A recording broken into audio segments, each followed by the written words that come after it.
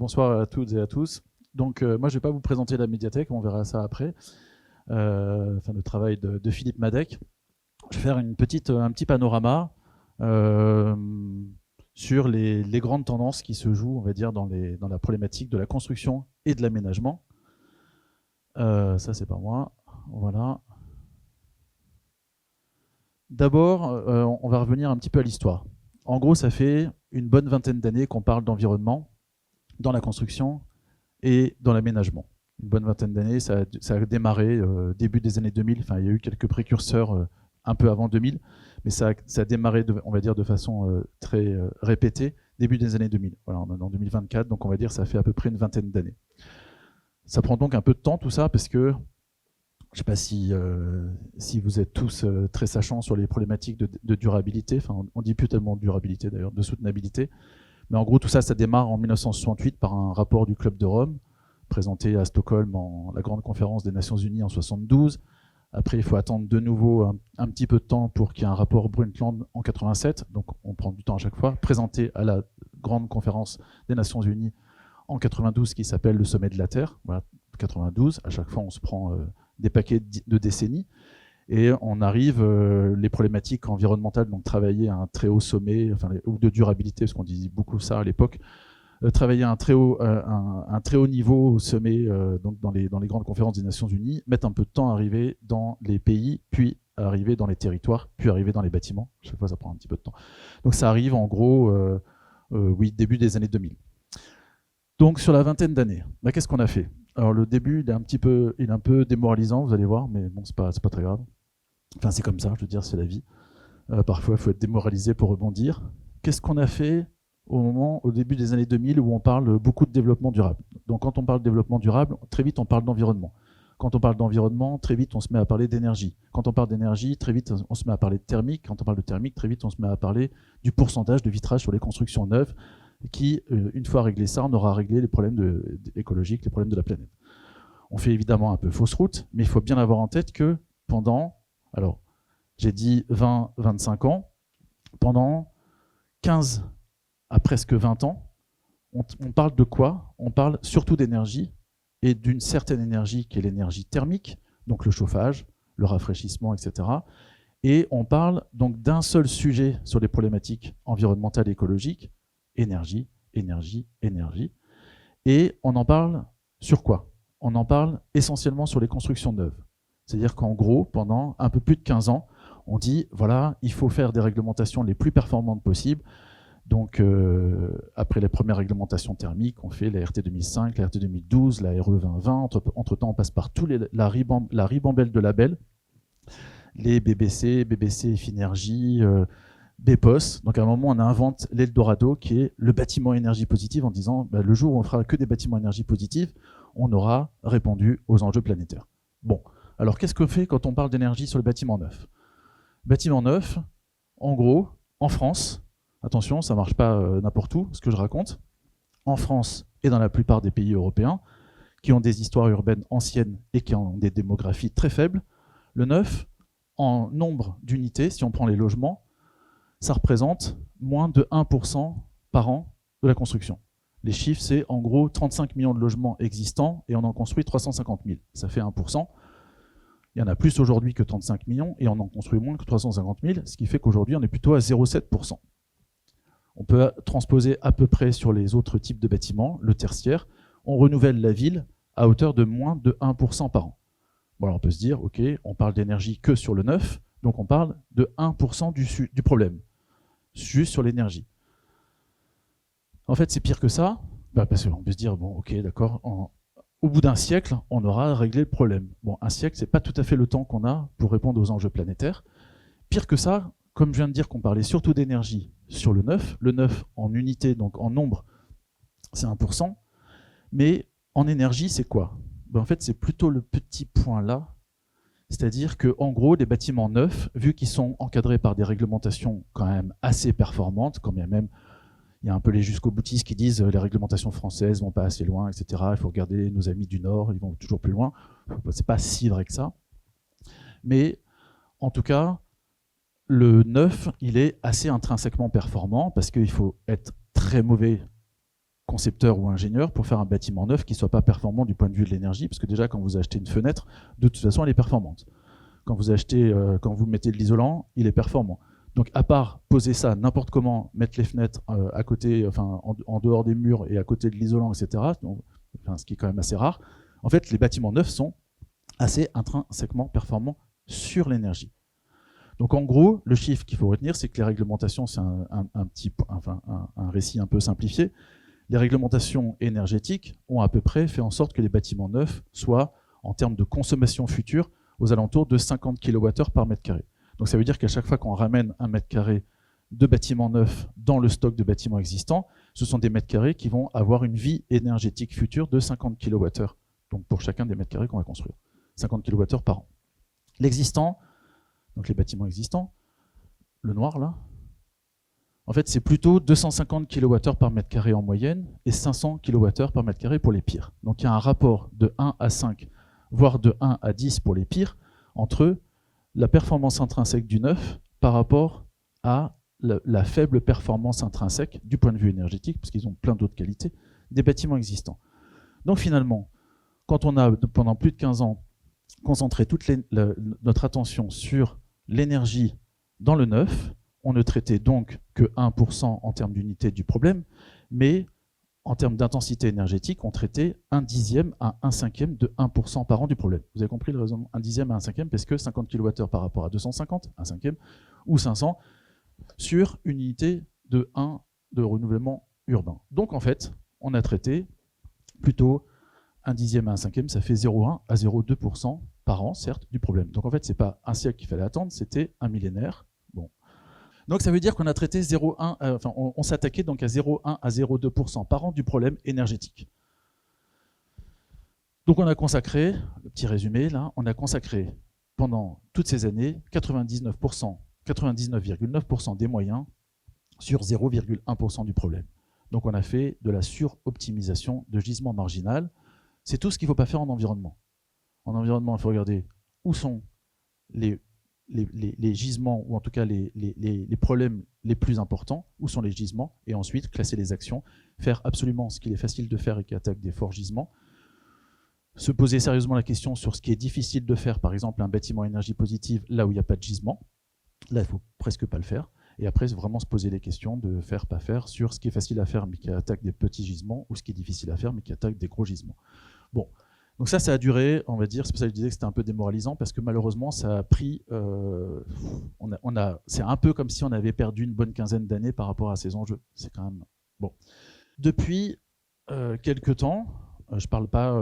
il y a toujours évidemment des pionniers qui ont fait les choses un peu avant les autres, je parle plutôt de la masse, c'est-à-dire quand ça devient un discours généralisé, quand ça rentre dans les cahiers des charges, quand ça rentre dans les pratiques, quand ça rentre dans les discussions au quotidien sur le projet.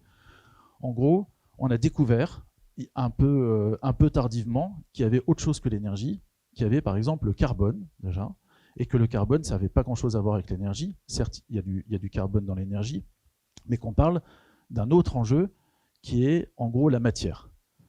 Alors le carbone, il y a du carbone dans l'énergie, c'est ce que je disais aussi tout à l'heure, c'est-à-dire qu'à chaque fois qu'on va consommer mes 50 kWh ou 250 kWh par mètre carré, en fonction de la source énergétique, évidemment, ça va aussi émettre du carbone. Par contre, au moment où on construit avec des matériaux, on construit avec des équipements techniques. Tout ça, c'est un peu de l'énergie stockée, embarquée dans un matériau ou un équipement. Et donc ça, c'est du carbone stocké finalement dans un objet.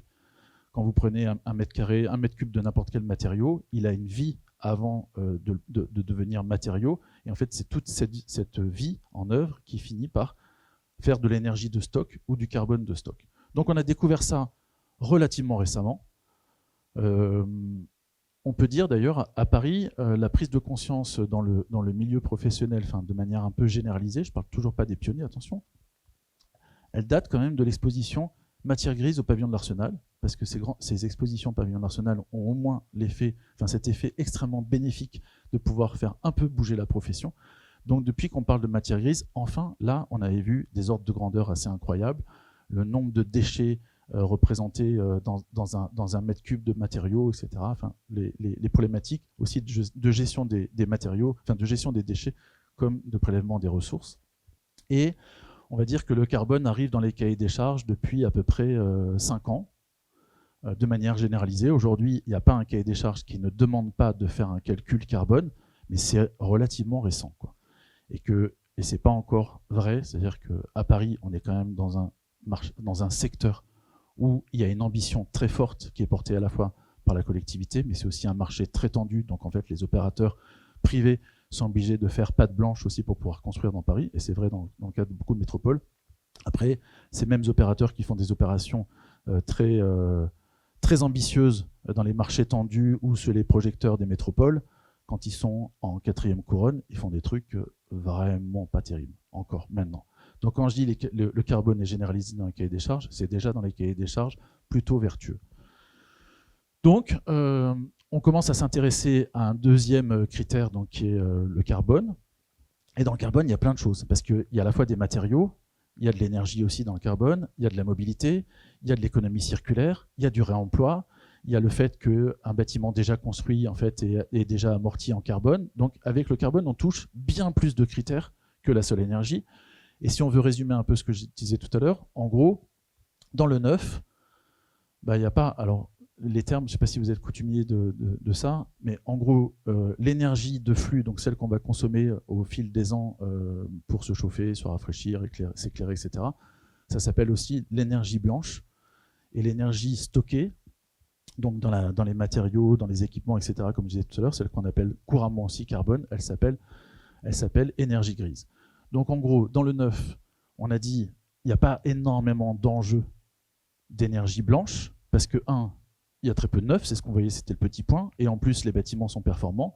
Par contre, il y a des enjeux très importants d'énergie de stock, parce que quand on fait une opération neuve, on va concentrer un tas de matériaux à un instant T, sur un temps très court de la construction par rapport à la vie du bâtiment, et donc on va concentrer énormément de matière, énormément d'équipements, énormément de métal, de béton, etc. Et ça va faire un pic carbone très important. Donc oui, les enjeux dans le neuf sont des enjeux essentiellement de matière, donc de carbone et de décarbonation, beaucoup moins d'énergie. Par contre, dans l'existant, les enjeux sont d'abord essentiellement l'énergie blanche, à faire en sorte qu'il passe de 500 ou 250 kWh à 50. Par contre, on considère, c'est ce que je venais de dire juste avant, que le carbone est amorti. Alors ça vaut ce que ça vaut comme hypothèse, mais c'est comme ça. On fait les analyses de cycle de vie. Quand je racontais la vie d'avant d'un matériau, avant de devenir matériau, on parle de son cycle de vie et on fait son analyse de cycle de vie en regardant tout ce qu'il a pu, quelle est sa contribution en termes d'émissions carbone. Et donc, du coup, on considère que le carbone s'amortit au bout d'un certain temps. C'est comme les amortissements d'entreprise. Donc il y a un carbone, un pic carbone très important au moment de la construction parce qu'on ramasse énormément, on amasse énormément de matériaux et d'équipements. Et après, on va considérer qu'il y a une décroissance de ce pic carbone dans le temps, ou en tout cas, il s'amortit progressivement, et on retient comme hypothèse, ce qui pose des questions, parce que c'est comme si on considérait d'ailleurs qu'il y avait une forme d'obsolescence programmée dans ce qu'on construit. On considère une durée de vie de 50 ans de ce qui est mis en œuvre. Donc on considère, de manière très arbitraire, qu'au bout de 50 ans, le carbone qui a été concentré à un instant T pour construire, il est amorti. Donc on construit, pique, et après ça décroît. Donc si on intervenait sur un bâtiment au bout de 50 ans, d'une manière assez comptable, on considérerait qu'il n'y a plus de carbone. En tout cas, il est devenu neutre en carbone. Donc on peut retenir ça, je vais revenir après sur la question de la réhabilitation. Ça, c'est le deuxième grand enjeu donc, qui arrive il y a à peu près 7 ans, etc., donc, qui est la question du carbone. Il y a un troisième enjeu très important qui est en train d'arriver, et quand Thomas a parlé d'une double problématique auxquelles sont soumises les villes aujourd'hui et Paris en particulier, oui, il y a cette question très importante qui est en train d'émerger, dont on a pris conscience, là encore plus récemment. C'est un peu une conséquence des crises, à la fois crise sanitaire, puis l'été 2022, que j'appelle l'été meurtrier, puis l'été 2023, qui a fortement ressemblé à l'été 2022, où avant, beaucoup de gens disaient bon, ouais, le changement climatique, c'est pas vraiment, c'est pas totalement avéré, ou bah oui, c'est vrai que dans les livres c'est écrit, je crois, mais je le sens pas. Après l'été 2022, comme on avait déjà passé quand même la crise sanitaire, plus personne n'a osé dire ça. Moi, je dis, en résumé, vive l'été 2022, c'est se prendre un rapport du GIEC en pleine figure. Et comme l'été 2023, c'était pareil, c'était un deuxième rapport du GIEC, enfin, c'était la deuxième fois en pleine figure. Donc, des personnes qui, au départ, quand on parlait de confort d'été, par exemple, disaient ouais, bon, le confort d'été à Paris, c'est pas trop un sujet. Après ces 2 étés, si, c'est devenu un sujet. Et après la crise sanitaire, un certain nombre de fléaux sont devenus vraiment des éléments tangibles qu'on a touché du doigt. Donc c'est vraiment ce qu'il faut retenir de ces crises, parce qu'il faut se nourrir des crises. On a touché du doigt des choses qu'on regardait de manière plutôt un peu abstraite avant. Et donc, aujourd'hui, c'est aussi parce que les rapports du GIEC ont été beaucoup plus diffusés, beaucoup plus commentés, avec des synthèses simplifiées, enfin des synthèses donc beaucoup plus faciles à lire que de se payer les rapports du GIEC. Et donc aujourd'hui, il y a un enjeu très important qui émerge, je disais, qui est celui de l'adaptation. Si on prend, je vais raconter rapidement l'adaptation, mais là, on veut aussi donner quelques chiffres. Je viens de dire qu'on renouvelait la ville dans les pays européens, donc fortement urbanisés, faible démographie, à moins de 1% par an, en bâtiment neuf. Donc ça veut dire que quand on projette ce très faible taux de construction neuve dans l'avenir, le chiffre qu'on commence à entendre aujourd'hui, c'est 80% des bâtiments de 2050 existent déjà aujourd'hui. Normal, puisqu'on en apporte très peu de nouveaux par an. Donc ça dit à quel point l'existant, enfin quand dans les articles on dit toujours alors c'est quoi la ville de demain, etc. Bon, en fait, la ville de demain, c'est celle qu'on est en train de transformer petit à petit. C'est pas la ville idéale de machin avec des soucoupes volantes ou pire de Line en Arabie Saoudite. Donc c'est la ville existante. Ce chiffre de 80% des bâtiments de 2050 existent déjà aujourd'hui. C'est vrai en moyenne nationale. À Paris, c'est encore plus que ça, parce qu'il y a peu d'opérations, enfin, il y a peu de foncier disponible. Donc pour Paris, cette projection, c'est plutôt 90 à 95% des bâtiments de Paris intramuros en 2050 existent déjà aujourd'hui. Donc ça dit à quel point la question de l'existant, elle est fondamentale. Et évidemment, quand on se projette en 2050, on peut se projeter sur un climat qui sera différent, dont l'été 2022, comme je disais tout à l'heure, l'été 2023 n'ont été que des préfigurations de ce qui pourra se passer demain. Et donc, la question subsidiaire, évidemment, qu'on a envie de se poser, quand on sait que 80% des bâtiments en France, donc en 2050, existent déjà aujourd'hui, c'est une question toute simple. Bon, d'accord. Donc, combien des bâtiments qui existent aujourd'hui et qui existeront encore en 2050 sont-ils adaptés aux conditions de 2050 ? Réponse, quasi zéro. Donc, non seulement on doit faire avec cette matière qui existe, mais si on la projette dans un temps long, ou pas très long, 2050 c'est bientôt, eh bien, il y en a très peu qui sont adaptés. Alors on peut se dire, oui, mais comme on est intelligent, tout ce qu'on a fait récemment, c'est beaucoup plus adapté à 2050. Non. La forme urbaine haussmannienne, par exemple, est bien plus adaptée à 2050 que la plupart des opérations neuves qu'on a produites en France ces derniers temps, avec un déni sur le confort d'été. En fait, on était en permanence dans l'optimisation énergético-thermique. Il faut faire les bâtiments les plus compacts possibles, les plus solarisés, les plus isolés, etc. etc. Et on n'avait pas conscience du confort d'été. Donc, il y a un vrai enjeu d'adaptation, évidemment. Un, parce qu'il faut faire avec ce qui existe aujourd'hui, et deux, parce que ça n'est pas adapté aux conditions de demain. Et donc, même dans la production récente, ou même dans les cahiers des charges encore aujourd'hui, on ne voit pas des cahiers des charges prospectifs qui disent, évidemment, ce que vous êtes en train de concevoir aujourd'hui, non seulement il y a 100% de chances que ça existe en 2050 encore, et peut-être 50% de chances que ça existe en 2070, voire en 2100. Alors là, on se projette dans des temps encore plus longs sur lesquels c'est extrêmement difficile de faire de la projection climatique. Mais du coup, un cahier des charges aujourd'hui ne devrait pas dire simplement « vous devez concevoir comme ça aujourd'hui sur la base de ce qu'on connaît », c'est « vous devez vous projeter ». Enfin, je vous demande de vous projeter pour savoir si votre bâtiment aura la capacité d'encaisser des épisodes de demain.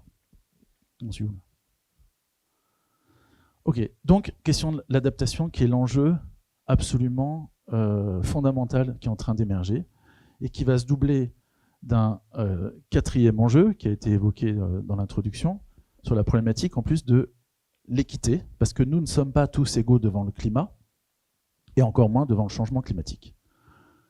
On voit bien pour les habitants des centres-villes, ceux qui ont les moyens d'avoir une, voire deux, voire trois résidences secondaires, la tentation, premier épisode caniculaire, c'est de fuir la ville et d'aller donc dans sa première, sa seconde ou sa troisième résidence secondaire. Donc ceux-là, c'est ceux qu'on pourrait appeler les voyageurs climatiques volontaires qui peuvent bouger au gré des saisons et des aléas pour quitter les lieux dans lesquels il y a une vulnérabilité forte pour aller là où il y a moins de vulnérabilité. Et quand la mer monte et que l'érosion, que le trait de côte bouge, on revient à Paris. Il y a les autres, ceux qui ont un logement, quand ils en ont un, n'ont pas deux résidences secondaires, ils ne peuvent pas partir, ils sont là. Donc ceux-là, je les appelle les assignés à résidence climatique involontaire. Et ceux-là, en plus, pour beaucoup, habitent dans des bâtiments pas trop bien fichus, pas totalement finis, pour ceux construits un peu trop vite après la Seconde Guerre, pas très en capacité d'encaisser des épisodes chauds.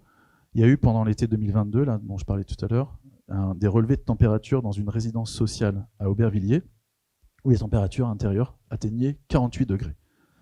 Est-ce qu'on peut vivre avec 48 degrés? Donc évidemment, quand on peut s'en aller en Bretagne ou à Brest, qui est devenue une nouvelle Eldorado, du coup, ça va. Mais quand on est obligé de rester chez soi, ça va pas trop bien. Et comme en général, il n'y a pas d'espace extérieur, il n'y a pas de hauteur sous plafond, les bâtiments ne sont pas traversants, etc. Voilà, donc aussi un enjeu très important. Donc, on a dit énergie, carbone, problématique d'adaptation et problématique d'équité sociale pour essayer de faire en sorte que 1, il faut intervenir sur l'existant, certes. 2, il faut adapter cet existant à demain. Et 3, il faut adapter cet existant aussi à des fins de justice sociale. Donc rapidement, ça dit, à partir de ces 4 enjeux, comment ça interroge finalement notre pratique d'aménagement, de construction. 1, ça je pense que je l'ai dit déjà suffisamment, faire avec l'existant. Faire avec l'existant. Faire avec l'existant. Celui-là, il faut se le répéter. Mais attention, parce qu'aujourd'hui, on voit ces mêmes opérateurs dont je parlais tout à l'heure qui disent « J'ai fait une opération de réhabilitation, donc c'est bien. » Oui et non, il faut faire très attention quand on réhabilite. Il y a beaucoup d'opérations, quand on les regarde un peu dans le détail, certes c'était de la réhabilitation, donc on pouvait considérer que le carbone du bâtiment existant était amorti, mais si on le transfigure complètement, pour le mettre aux normes, la fameuse phrase, il faut mettre aux normes comme si le fait d'exister était un problème, c'est juste que ça existait avant la norme, donc c'est normal que le bâtiment d'avant ne soit pas aux normes d'une norme qui a été construite 10 ans après lui, ou 20 ans après lui. Il n'est pas aux normes, il est des normes de son époque, on va dire.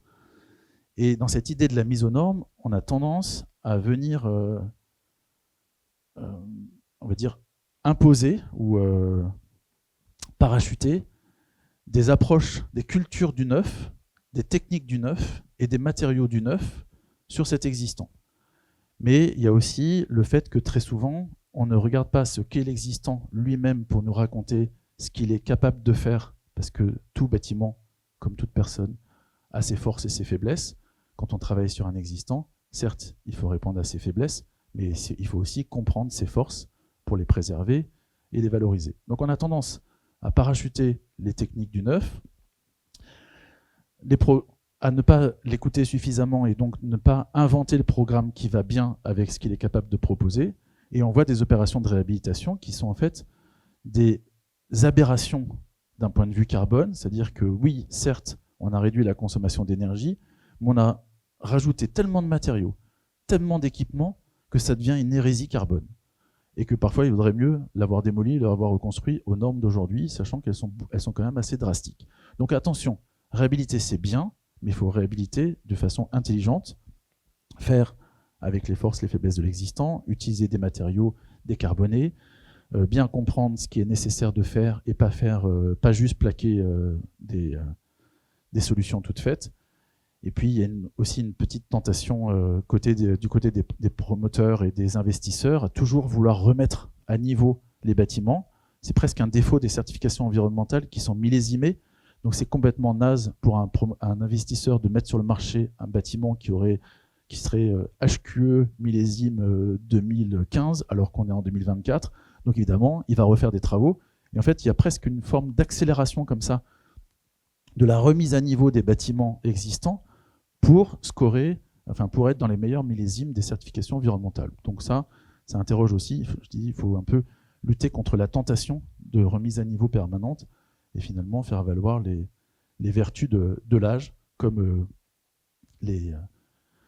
le classement des grands crus bordelais. On pourrait se dire, bah, tiens, j'ai un bâtiment HQE 2010, c'était une exception, c'était une très bonne année, machin, etc.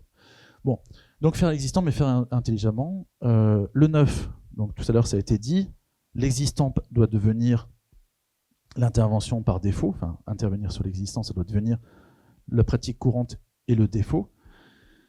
Et la construction neuve doit devenir plutôt l'exception, puisque, on disait tout à l'heure, quoi qu'on fasse, on va concentrer une masse de carbone, quand bien même on ferait le plus attention possible. Ça ne veut pas dire qu'il ne faut pas faire de neuf du tout. En ce moment, il y a des grands débats. Il faut faire 500 000 logements neufs par an, sinon on va tous mourir. Et les autres qui disent qu'il faut faire 0 logement par an, sinon on va tous mourir. Donc, dans tous les cas, on meurt toujours. Donc il faut peut-être juste savoir ce qu'il faut faire exactement pour répondre à un besoin qu'il faut identifier et ne faire du neuf que quand on en a besoin. Il y a des endroits où on en a besoin, il y a des endroits où on est en déficit de logement, il y a des endroits où on est en excès de logement. Je ne parle que de logement, mais de bâtiments. Voilà, on va passer là-dessus. Pour dire aussi, on a tendance à considérer, alors attention à la façon dont je vais raconter ça, mais on a tendance à considérer que la ville est le problème écologique. Et il y a une petite tentation qui existe aujourd'hui chez des auteurs un peu connus, un peu en vue, un peu écoutés, un peu lus, que finalement, il faudrait tous retourner à la campagne et qu'on s'en sortirait très bien. Alors, par certains côtés, oui, je vais dire lesquels après, mais du point de vue du carbone, pas du tout. En fait, l'empreinte carbone en France, elle est faite, enfin, le plus gros poste, on a toujours tendance à dire que c'est la construction et l'aménagement, voilà, c'est le plus gros poste. En fait, c'est pas vrai. Le plus gros poste d'émissions carbone en France, c'est la mobilité. On est encore très dépendant de la voiture, donc très dépendant des mobilités thermiques, et en gros, l'empreinte carbone française, elle est faite à 35% de la mobilité. 25% pour la construction. C'est le deuxième poste. Mais il y a quand même 10% d'écart. Si on habite tous à la campagne, qu'on ne change pas de mode de transport, c'est une catastrophe. Le poste mobilité va augmenter considérablement. Donc du point de vue de la sobriété carbone, la ville a quand même un certain nombre d'atouts. En l'occurrence, de pouvoir faire quand même pas mal de choses sans voiture. Encore faut-il accepter de les faire sans voiture. Évidemment, la voiture en ville, c'est une bêtise, puisqu'on n'en a pas besoin. Donc là, du coup, c'est comme si on habite à la campagne en ville. Mais elle a aussi d'autres vertus sur la compacité, la mitoyenneté, le fait que même l'îlot de chaleur d'ailleurs est une vertu du point de vue de la consommation d'énergie, donc du carbone. C'est pas du tout une vertu par rapport à d'autres. Donc l'îlot de chaleur, c'est le fait qu'il fasse plus chaud dans les villes. En fait, on consomme moins de chauffage. Et la consommation de chauffage par mètre carré à Paris, elle n'est pas très élevée. Donc, du point de vue du carbone, on va dire, qui est dans l'énergie, du point de vue du carbone mobilité, et même du point de vue de carbone matière, il y a une forme de sobriété par l'organisation même de la ville. Je ne suis pas en train de dire que la ville est le bien et par contre est la solution, mais il faut arrêter de dire que c'est le problème. Après, il y a évidemment des tailles de ville qui font qu'à un moment, ça peut devenir un problème. Mais il y a une autre qualité en ville, qui est que, si on prend une définition très simple, très simpliste, un peu arithmétique de la ville, on peut considérer que le sens même de la ville, c'est la mise en commun et le partage des ressources, des infrastructures et des services. Et quand on partage, pareil, il y a de la sobriété carbone. Si vous construisez un vélo qui va être utilisé par un propriétaire, donc qui a acheté son vélo 2 fois 15 minutes par jour, il va l'utiliser une demi-heure. Si vous le mettez en libre service, certes, il y a du carbone d'exploitation parce qu'il faut le maintenir, il faut l'entretenir parce qu'il est plus facilement cassé, mais en tout cas, la même charge de carbone pour la construction de ce vélo en libre service, potentiellement, il va être utilisé 24 heures sur 24, donc 48 fois plus, je dis potentiellement, 48 fois plus que le vélo propriétaire. Donc, à carbone équivalent embarqué dans l'objet initial, il a une forme de sobriété carbone 48 fois plus élevée, donc enfin, une émission carbone 48 fois moins élevée, si on raisonne en carbone à service rendu équivalent. C'est un indicateur qui n'existe pas aujourd'hui et qui est pourtant très utile. Et donc, en fait, c'est dans cette notion du partage, de la mise en commun, oui, plus un objet qui a demandé une concentration de carbone à un instant T, donc plus il est utilisé par un grand nombre, plus finalement son empreinte carbone est faible. Donc la question de l'intensification des usages, qui est aussi une thématique portée par la ville en ce moment, et pas que, comment on arrive à faire en sorte de mutualiser, de partager, d'intensifier l'usage en fait, de ce que l'on conçoit et construit aujourd'hui. Il y a aussi du carbone dans le temps long, c'est-à-dire que tout à l'heure j'ai parlé de mes 50 ans d'hypothèse des analyses de cycle de vie. Si on fabrique un objet qui dure 2 à 3 fois plus longtemps, pour la même charge carbone initiale, pareil, en carbone à service rendu équivalent, sa charge carbone sera 2 à 3 fois moins élevée. Donc la question aussi de la pérennité de ce que l'on conçoit est essentielle. Par contre, la ville a d'autres problèmes. La ville a un énorme problème d'adaptation. C'est-à-dire qu'elle est très soumise au changement climatique, elle est imperméable, elle est artificielle, elle a en général rompu. Alors aujourd'hui, on est en train d'inverser tout ça, mais on voit bien où il faut spécifier les enjeux. C'est-à-dire qu'elle est très imperméable, elle est très artificialisée, elle a rompu le cycle de l'eau, donc une goutte d'eau ne peut pas retomber dans la nappe phréatique directement, elle est obligée de passer, de faire un chemin pas possible qui rend les choses complètement aberrantes et qui font qu'on ne recharge pas recharge pas la ville, ou les nappes en eau. Elle est très dessinée historiquement par l'automobile, qui a énormément de problèmes en termes d'imperméabilisation, de minéralisation, comme je disais, d'incapacité à accueillir d'autres usages finalement que l'automobile pour lequel elle avait été conçue, qui accueille peu d'arbres et qui, avec ce phénomène d'îlot de chaleur urbain, font que les gens sont en situation de vulnérabilité en épisode chaud, en épisode en cas de montée des eaux, en cas d'inondation, et que du coup, il y a un vrai enjeu aujourd'hui à travailler sur cette adaptation, c'est-à-dire à la fois déminéraliser, désimperméabiliser, refaire revenir des sujets végétaux, recréer le cycle de l'eau, limiter les pollutions à la source, changer les couleurs des matériaux, transformer l'albédo de la ville de manière à ce qu'on puisse y vivre durablement. Autre sujet, là, de manière un peu simplifiée, on représente l'empreinte carbone d'un citoyen en France. Attention, je simplifie un peu le raisonnement. 10 tonnes environ. 10 tonnes de CO2 par habitant en France. C'est une empreinte, donc ça compte, je ne sais pas les chiffres de Thomas tout à l'heure, je ne sais pas si c'était émissions directes ou indirectes, etc. Mais bon, il faut faire attention dans l'empreinte, les émissions directes issues du périmètre et le différentiel entre ce qu'on exporte et ce qu'on importe. En France, on importe beaucoup plus qu'on exporte, donc on rajoute énormément de carbone dans la comptabilité qui est produite dans d'autres pays. Donc ce n'est pas les émissions directes, ce sont des émissions dites indirectes. Donc 10 tonnes, c'est la totalité, c'est-à-dire ce qui est produit dans le périmètre national et le différentiel export-import. Vous savez tous, pour tenir les objectifs de réchauffement, enfin de limitation du réchauffement climatique à plus 1,5 ou 2 degrés, le GIEC nous dit qu'il faut arriver à 2 tonnes. Passer de 10 tonnes à 2 tonnes. C'est du jamais vu, c'est une division par 5 ou un gain de 80%. En fait, c'est un vrai changement de société qui s'annonce. Et aujourd'hui, dans les opérations d'aménagement, dans les opérations de construction, on voit qu'on arrive à gagner 20, 30, parfois 40%, en poussant les curseurs un peu loin. Donc déjà, on est très content quand on arrive à gagner 40%. Mais attention, en fait, j'avais dit que c'était le début qui était démoralisant, mais là aussi, c'est démoralisant, je suis désolé.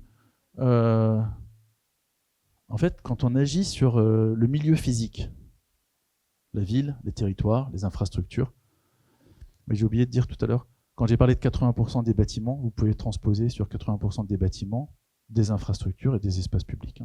Mais donc, quand on agit sur le milieu physique, quand on est acteur de la ville, collectivité, aménageur, urbaniste, architecte, ingénieur, on agit sur, en gros, un gros tiers de l'empreinte carbone de ce citoyen, qui a donc une empreinte de 10. On agit, pour simplifier mon raisonnement, on va dire, sur environ 40%, qui est la partie centrale assurée en rouge.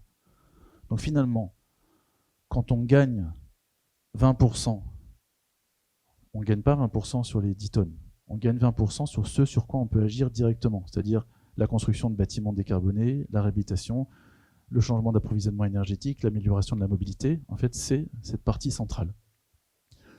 Donc quand on gagne 20%, on gagne 20% sur 40%. Ah merde, pardon. Ça veut dire qu'on gagne à la fin pas grand-chose.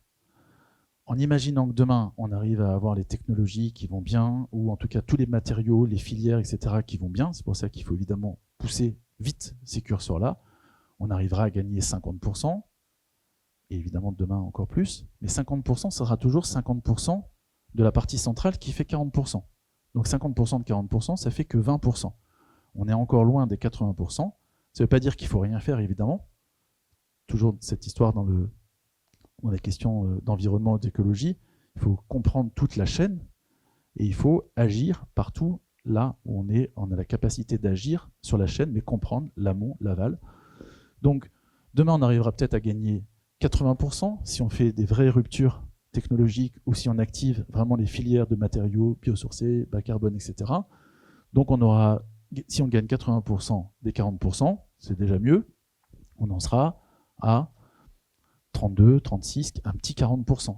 Mais ça ne suffira pas encore pour gagner les 80%. Donc il faut regarder ce qu'il y a là et ce qu'il y a là, rapidement. Rapidement, ce qu'il y a là, donc en aval de ce qui est le milieu physique dans lequel les individus vont se mouvoir, c'est essentiellement des usages. Mode de vie, alimentation, consommation. Donc quand on est acteur de la ville, on doit faire le maximum là, mais on doit aussi penser le caractère inductif de ce que l'on propose. Et c'est pas rien. C'est-à-dire qu'il faut prévoir l'infrastructure qui permet l'évolution des usages. Donc si on ne veut pas être trop autoritaire en disant si tu veux habiter dans mon bâtiment hyper bas carbone, tu n'as plus le droit de manger de viande, de prendre l'avion et d'acheter ce smartphone, c'est un petit peu autoritaire quand même. Mais en tout cas, il faut donner la possibilité de se passer de voiture, donner la possibilité de monter la cage d'escalier, en prenant la cage d'escalier et pas l'ascenseur, donner la possibilité de ne pas se rafraîchir mécaniquement, peut-être donner la possibilité de ne pas se chauffer, donc ça, et donner la possibilité de consommer autrement, donner la possibilité de réemployer, etc. Donc en fait, c'est une action plutôt de sensibilisation, d'incitation pour permettre la transition dans les usages côté citoyen. Et en amont, il y a du carbone qui échappe un peu au territoire. Par exemple, le mix énergétique national, ce n'est pas les territoires qui le décident tout seuls, de quoi est fait le kilowattheure électrique, mais plutôt bas carbone d'ailleurs, mais en tout cas, il y a des politiques nationales amont.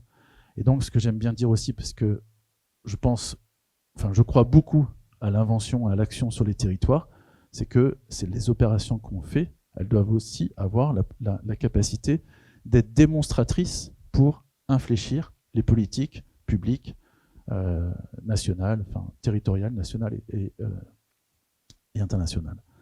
Donc voilà un triple rôle en tout cas pour les acteurs de la ville et tout le monde est concerné, sinon on n'y arrivera pas. Donc voilà, et pour finir, là c'est vraiment la dernière. Donc on a parlé d'atténuation. Ça c'est, je ne sais pas si vous êtes coutumier, maintenant on parle d'adaptation quasiment 10 fois par jour, dans les médias nationaux, donc c'est très bien.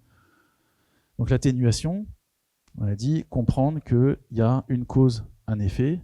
Donc je consomme de l'énergie, cette énergie est fossile, elle émet du carbone. Le carbone, on a compris que du coup, il causait le réchauffement climatique. Donc j'atténue, c'est-à-dire j'agis sur la cause pour limiter l'effet. Donc je consomme moins d'énergie ou je change mon énergie, je vais consommer une énergie décarbonée. Ça, c'est les logiques d'atténuation. Et j'ai beaucoup parlé aussi de ça, là. les logiques d'adaptation, c'est j'ai compris qu'il y avait des relations causales, mais il y a aussi de toute façon des dynamiques qui sont en œuvre et on ne peut pas juste lutter contre le changement climatique, c'était le terme qu'on utilisait beaucoup avant. Lutter, ça veut dire que si on fait tout bien, normalement ça ne devrait pas exister. C'est aussi que de toute façon, il va se passer des choses et donc il faut se préparer, s'adapter, etc.